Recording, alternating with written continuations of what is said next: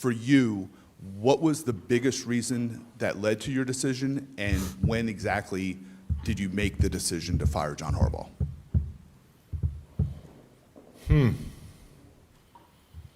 I staked out a position that I thought I had come to, with a lot of thought and a lot of prayer, and gave it a lot of time to it. I mean, I think I talked to you 3-4 weeks ago, and there's I guess the hardest part was the reasons, and unfortunately, most of these can't get traced back to John necessarily, but factually, we led the league in giving up big leads in the fourth quarter. It's not something that winning organizations do. We have underperformed based on our seeding in the playoffs. Very disappointing. A lot of players involved, a lot of our great players involved, making mistakes that they don't make during the regular season very often.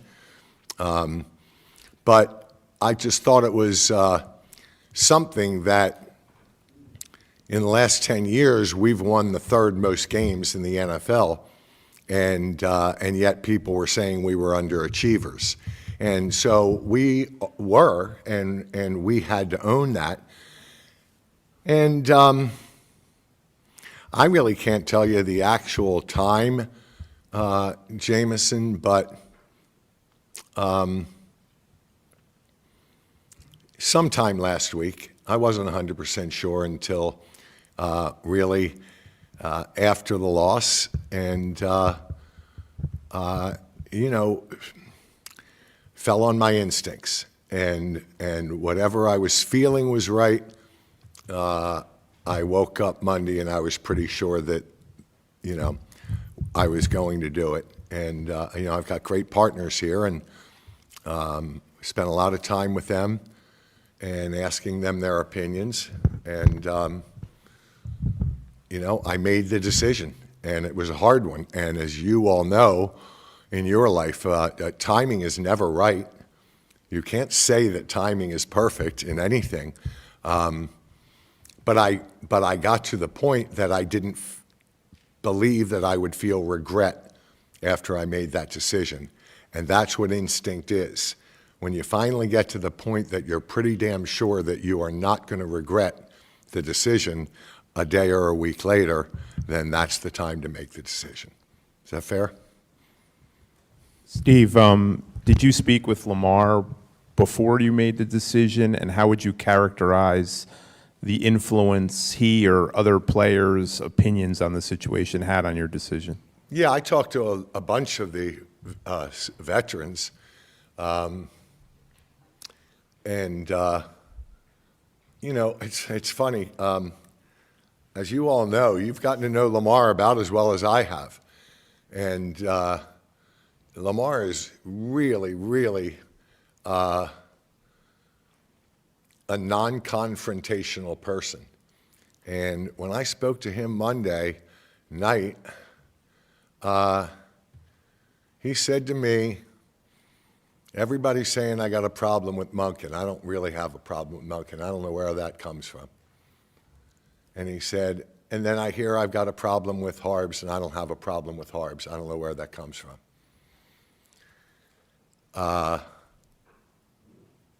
We got to make changes, probably, but that's probably more for you and E. And I said, well, your opinion matters, and we talked about it. And but again, he was one of the many. I'm going to turn my phone off before it starts ringing. Didn't put it on vibrate. And so, yeah, I mean, I don't think that the players had really a large part of my decision. My partners here probably had, that's an 80-20 thing. And I don't think I'd be a very good leader if I didn't ask the heads of the the top players in my organization that have been here the longest. And you can bet they're the ones that have been here the longest. So, no, Lamar did not have an outsized part of my decision. My decision, I think, by Monday was pretty much set. And I think by the time I got off the phone with Lamar, I had told him that I think my position was pretty set, and that, when I hang up from you, I don't want you to think the decision is ironclad. So that was Monday night. Steve, right here. You've known John, obviously, a very long time. You're very close. Why the decision to fire him initially over the phone? And then secondly, what was the conversation, the gist of the conversation that you guys had a couple of days later? Yeah, good question. I never in my mind, I never dreamed of firing somebody by phone, but the reality is when I made my decision on Tuesday afternoon, I was home and he was in his car heading to his house. And I thought it would kind of be a jerk move to call him up and say, hey, coach, meet me at the office in an hour. I mean, he probably would have said, yeah, Steve, I'd rather not. Why don't you just tell me over the phone? And when I did tell him the decision that I made, I said, I'm really sorry about doing this over the phone. I wish we were together. And he said, you don't owe me an apology for that either. Did I answer your whole question? The second part was just the gist of the conversation, a longer conversation. Yeah, it was interesting because, obviously it was emotional, and I'll be honest with you, most of that emotion came from me. I told my brother, I said it was the craziest firing in the world. I was the one choked up, and he was the one consoling me. He said, you don't owe me anything, and you can picture, John, you don't owe me anything. He said, you gave me 18 years. He said, you picked a special teams guy. Who does that? He said, you altered mine and Ingrid's life forever because you took a chance on me. I am happy and content and disappointed, but I love you and I respect you and I respect your decision. And, at the time, it was not something that I was going to spend a lot of time with. And so, I called him on Thursday and I left a message and I said, hey, I'm around for the next few hours. I'd love to talk. And he texted me back. He said, I'll call you in about 30 minutes. And we had a really good conversation. And, interestingly, he didn't talk about the details. I talked about the negative narratives of things that we own together. And I said, John, probably one of the things that made it easier for me once I came to this conclusion is I didn't have to worry about whether you were going to land on your feet, because I think either your toes or your heels are already touching, and you're going to become the most sought-after coach in years. And then I talked to him about taking a year off. I said, you're 63 years old. Allison just went to law school. You're an empty nester. If you go to work for somebody else, I get offset, so I'm saving a whole lot of money. But I'd be more than happy to give you a very expensive paid vacation for a year if you and Ingrid would pray on that and come to the decision that you could go out and travel and golf together and rifle. She's a marksman now, and they do love to travel when they're free. And I said, a whole year of that at 63 is a lot different than if you take another job and that is 75. As we get older, you start realizing that 5-year chunks are changes in your life. And so I really, really, really would have hoped that he took a year off out of this crazy business that you work 80 hours a week and got a chance, because I said, like your friend Sean Payton, you'll still be the hottest coach next year.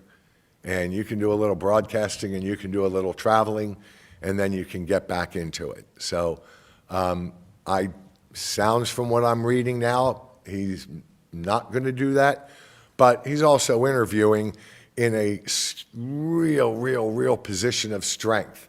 So if he doesn't like what he sees and he doesn't like the organization once he digs in, you can bet he's not going to take a job that doesn't have a quarterback. He's a little too young. He's a little too old to be sitting around saying, what's the draft look like, and how many picks do you have? And let's start studying those college quarterbacks. So I only thought there was a couple jobs out there. I told him the one that I thought he could should take, and we'll see if I manifest correctly. Steve, this is only the second time you'll have to go through the process with your leadership team to hire a head coach. Because you've had so much success in 18 years, Yeah. Are you essentially telling your next head coach, you need to get to the Super Bowl fast? Well, it took Billick 2 years, John 5. Yeah, maybe I'll give this guy 6. I don't know. I mean, I hope we pick the kind of guy that's going to get us there. I think we have a roster that's capable of it. I think we have a GM that's capable of making that roster better on the fly. And yeah, I'll be patient to that point. Jerry, I'd probably give him 5 or 6 years, as long as I like everything else I see in him.